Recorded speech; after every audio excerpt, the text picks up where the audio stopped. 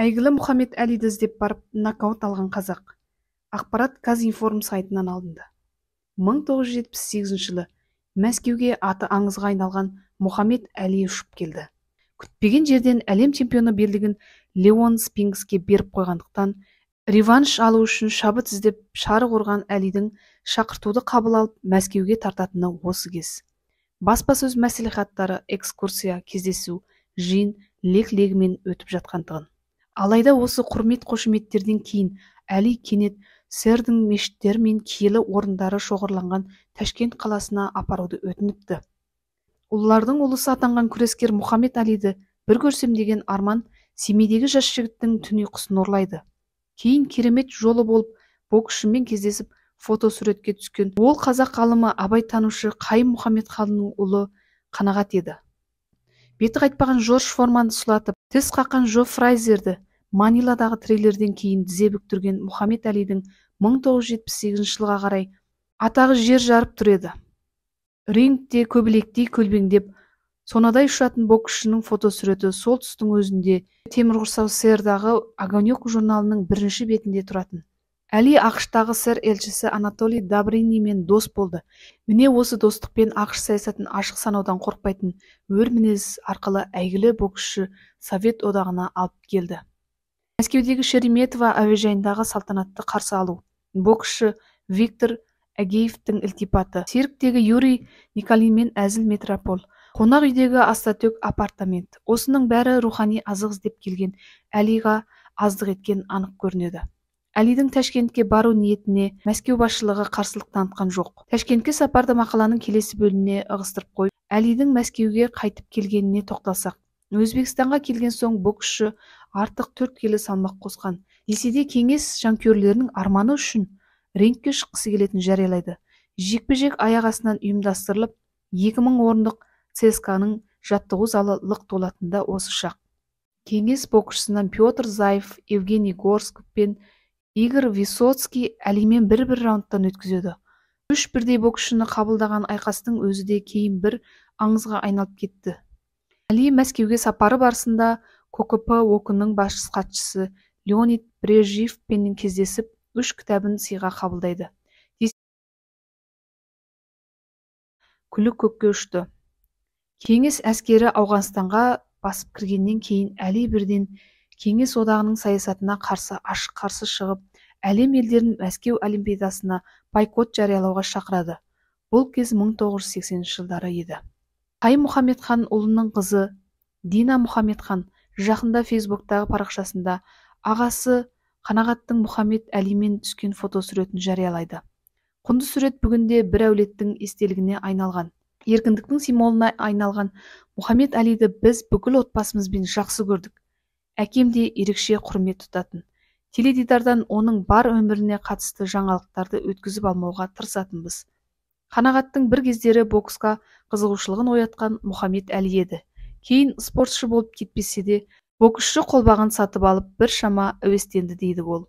Бүгінде Қайым Мұхаммедханов атындағы білім және мәдениет орталығы қоғамдық қорына жетекшілік етіп отырған Дина Мұхаммедханның айтуынша, Қанағат Әлидің Ташкентке ұшып келетін «Время» бағдарламасынан көріп білген. Ағам Қанағат, анам Фархинурға Ташкентке барып келейік, мүмкін Әлиді көрерміз деп қолқа салудан қоймады. Институтта оқып жүрген Қанағаттың бұнысына бас шайқап күлгеніміз есімде. Расында да ойлап қарасаңыз, Ташкенттің қай уақытта, қай жерінде жүретінін білмейміз. Оның үстінде оны қоршап, КГБ қызметкерлері жүрсе, армандаған боксшыңды көру мүмкін бе? Ақыры Қанағат айтқанынан қайтпай, анам екеуі Семейден Ташкентке ұшып кетті дейді ол. Қанағат пен анасы Ташкентті аралаған кездерінде Әлидің қай жерге баратындығын құлақтары түріп жүрді. Әлидің мұнда көп болмай Самарқанға ұшып кететінін естіген. Қанағат Ташкенттен Самарқанға әуе билетін ала салады. Әуежайда келгеннен кейін кенет жолаушыларды ұшаққа отырғызбастан тоқтатып қойып, әлде бір делегацияның келе жатқанын хабарлады. Кешігіп жүрген қайсы шенді екен деп, жолаушылардың бәрі үрпиісіп қалса керек. Сүйсе делегацияның тура ортасындағы Мұхаммед Әлидің өзі екен. Қара Американың батырын көрген кезде Қанағаттың аузы ашылып қалса керек. Анасы екеуі осылайша Әлимен бірге ұшады. Кездейсоқтың кереметін көрмейсіз бе? Бір қуанарлығы, Қанағат семейден ұшарда өзімен бірге фотоаппаратын алып келіпті. Осы ғажайып сәтті енді мәңгі естелікке айналдыру ғана қалған. Бір қиыны, анасы фотоаппаратты өмірінде қолына ұстап алып көрмеген. Десе де Қанағат анасына қалай түсіру керектігін дұрыстап үйретеді де ұшақтың қонғанын күтеді. Көп өтпей ұшақтың қонар уақытын сәтті пайдаланған Қанағат КГБ қызметкерлерінің ескертуіне елемей, боксшының өзіне тура барып, бар білген ағылшыншасымен іздеп келгенін жеткізеді. Фотосуреттен қарасаңыз, боксшының артында көзілдірік таққан КГБ қызметкерлері тұр. Кейін Қанағаттың ескертуді елемегендігіне ашуланған олар фотоаппаратты тартып алмақта болған. Бірақ жас жігіттің ұмтылысын көрген Әли КГБ қызметкерлерін тоқтатып, Қанағатты қасына өзі шақырып алыпты. Әли мен Қанағаттың бірге түскен 3 фотосы бар. Біріншісінде Әли қолын көтеріп тұрса, екіншісінде Қанағатпен бірге камераға тура қарап тұрады. Ал үшіншісінде Әли әзілдеп Қанағатты нокаутқа жіберген сәті суретке түсіп қалған. Міне көптен күткен кездесудің тарихы осындай.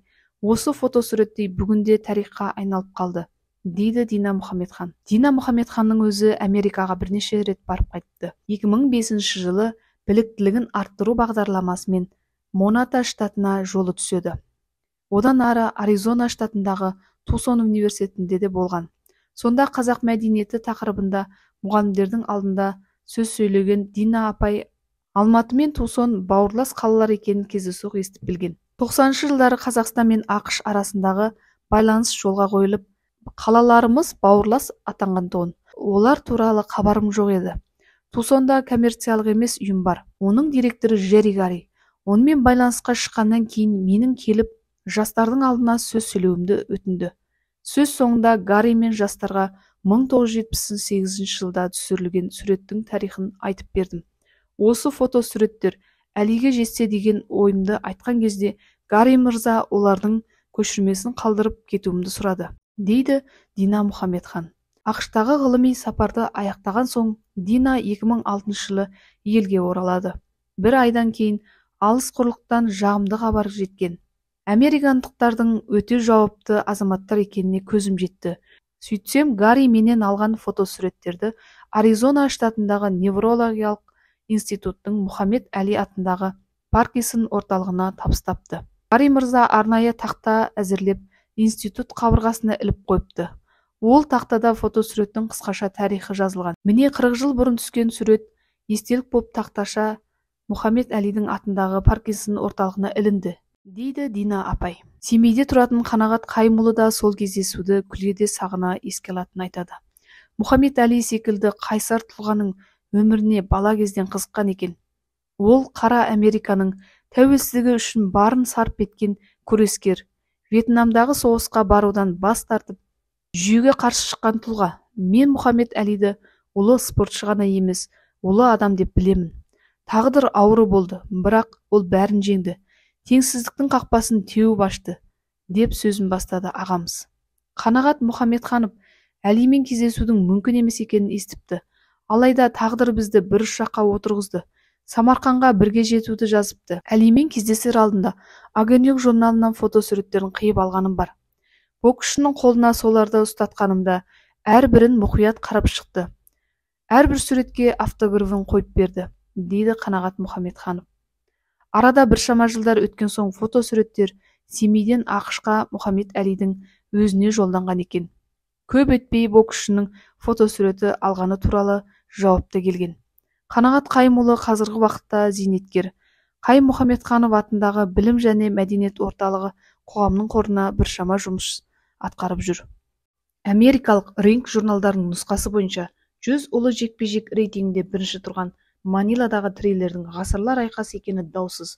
Мұхаммед Әли мен Джо Фрейзердің 15 раундтық текетіресінде спорт комментаторларының мына сөзі бокс жанкүйерлерінің санасында сайрап тұр. Сөзсіз, Джо Фрейзер тарихтағы ұлы боксшылардың бірі, бірақ ол бүгін ұлылардың ұлысымен кездесіп қалды.